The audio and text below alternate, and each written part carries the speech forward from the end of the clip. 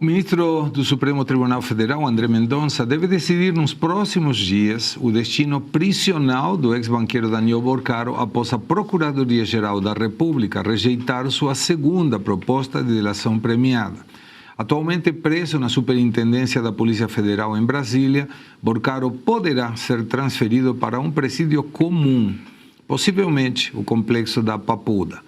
A permanência em cela especial estava condicionada às negociações do acordo de colaboração. Ricardo. Sagré, muita gente se envolveu com Daniel Borcaro. Daniel Borcaro fez negociatas com muita gente, do Legislativo, do Executivo e do Judiciário. Algumas a gente já suspeita, outras já apareceram, mãozinha dadas em Alpes suíços, franceses, aí com senadores da República, agora saiu com o presidente do Senado, tem gente graúda do Executivo, tem ministros do Supremo Tribunal. Borcaro não vai sair delatando todo mundo assim, porque aí ele se dá um tiro no pé.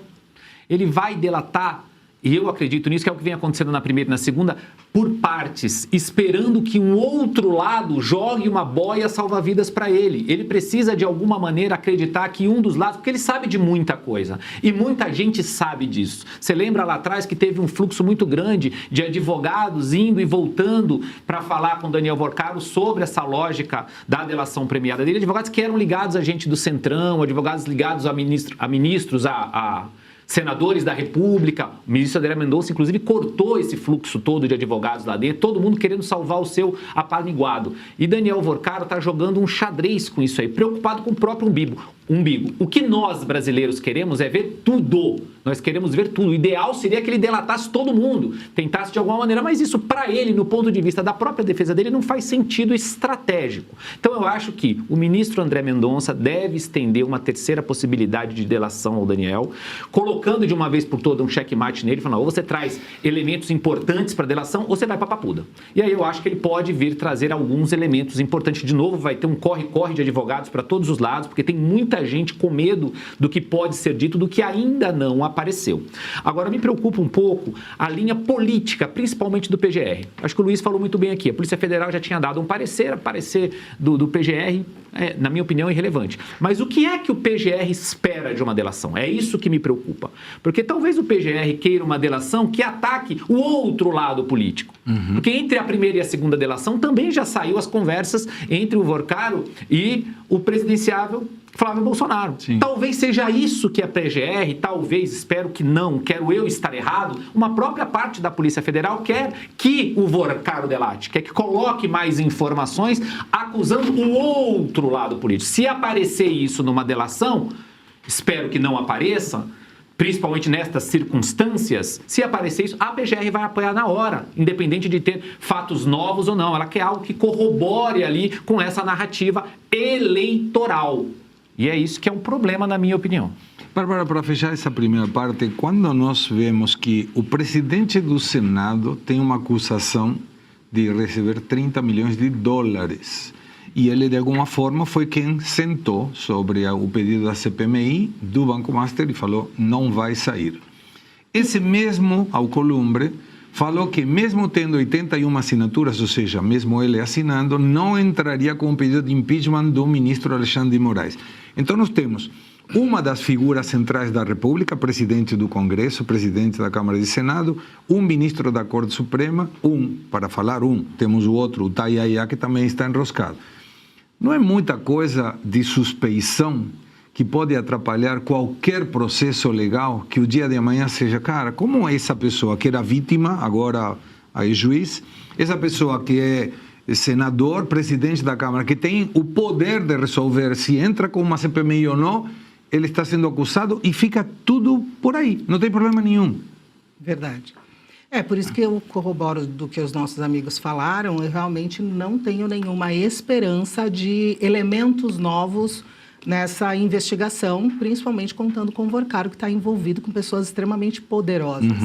Então, eu também não acredito. E, além disso, a gente teve agora informação, saiu ontem uma matéria, falando que quem visita o Borcaro, estamos em 2026, nós só vamos saber daqui por diante quem o visitou e quem vai o visitar só daqui 100 anos, 2126. Então, existe todo um mecanismo que está amparando o Borcaro para que ele realmente continue com toda essa encenação de que vai delatar. A gente precisa de elementos novos. Aliás, a delação premiada, ela tinha isso como prerrogativa, elementos novos.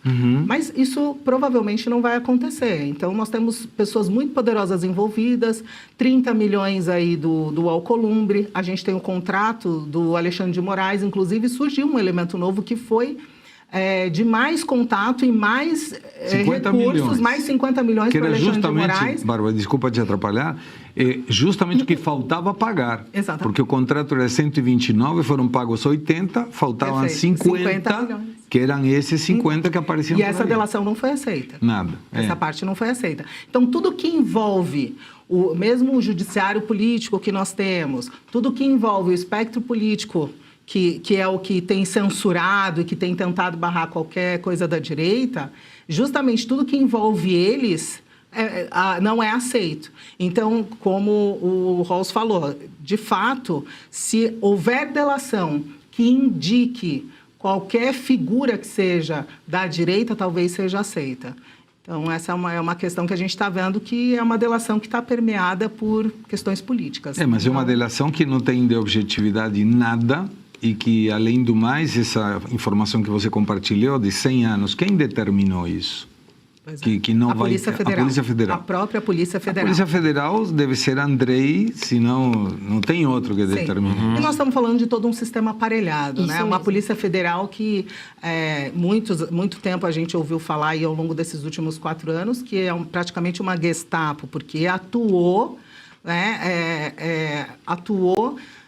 fazendo com que ações que foram dos judiciários que não eram legais, a gente talvez possa dizer assim, ou então de interpretações jurídicas extrapoladas, então eles atuaram em conformidade a isso. Então, por isso, a Polícia Federal foi considerada por muitos uma Gestapo. Então, essa própria Polícia Federal, ela está levando à frente uma delação dessa forma e ainda impõe agora sigilo de 100 anos para as visitas do Vorcaro. É absurdo. Agora, é importante mencionar que não toda a Polícia Federal é ruim, né? A grande maioria são pessoas... A gente fala de forma genérica. Genérica, sim.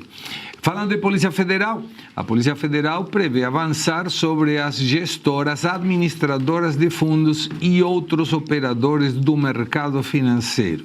A investigação mira quem vendeu papéis e outros ativos do Banco Master às vésperas do fechamento da instituição financeira que pertencia a Daniel Vorcaro.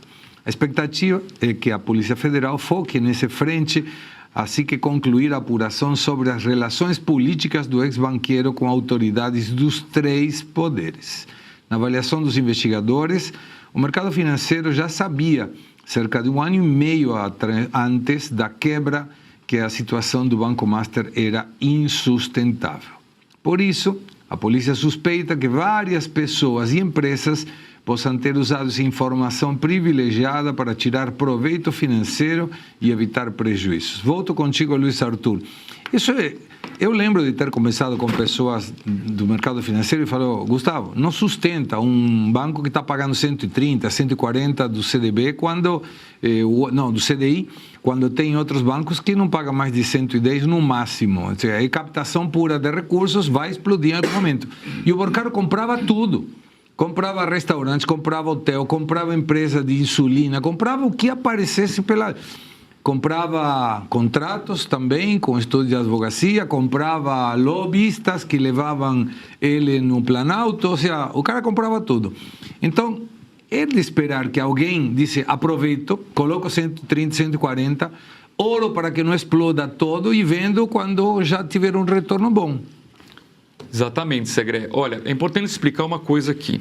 No mercado financeiro, muita gente distribuiu e vendeu esses títulos do Banco Master. Não é que todo mundo foi lá no Banco Master e comprou direto do Banco Master.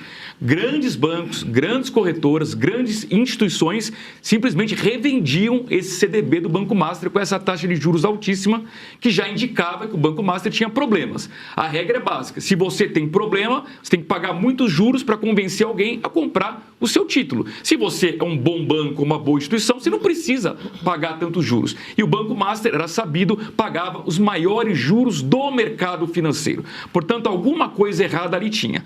E a Polícia Federal agora vai aprofundar a investigação. Muito importante. Por quê? O que a gente precisa descobrir, Segré? Se quem vendeu, quem distribuiu esses títulos nas outras instituições, primeiro, sabia do risco. Segundo lugar, explicou para o cliente que comprou quais eram os riscos. E em terceiro lugar, ganhou dinheiro com isso? São perguntas que precisam ser respondidas, porque senão vai ficar sempre aquela dúvida sobre se a instituição que revendeu, que distribuiu, é vítima ou é conivente com a história. Agora, para mim, Segré, o grande rombo que precisa ser destrinchado envolve os fundos de previdência de estados e municípios pelo Brasil. A gente já tem conhecimento de 18 fundos que investiram milhões e milhões de reais dos aposentados do setor público em papéis do Banco Master sem nenhuma garantia e, portanto, perderam dinheiro. O caso mais escandaloso é o do Rio de Janeiro, porque supera 3 bilhões de reais. A gente tem um exemplo aqui do Amapá, que foram 400 milhões de reais, e outros aqui diversos, Maceió, São Roque, Cajamar, Estado do Amazonas, e aí por diante, que foram dezenas e dezenas de milhões. Precisa investigar um por um e saber se o gestor sabia do risco ou se ele foi obrigado a fazer a operação a pedido de algum político acima dele, seja o prefeito, seja o governador, e tentar descobrir se acima do prefeito, acima do governador, tinha alguém que mandava ajudar o Banco Master. É aí que a gente vai chegar nos peixes graúdos lá do poder em Brasília.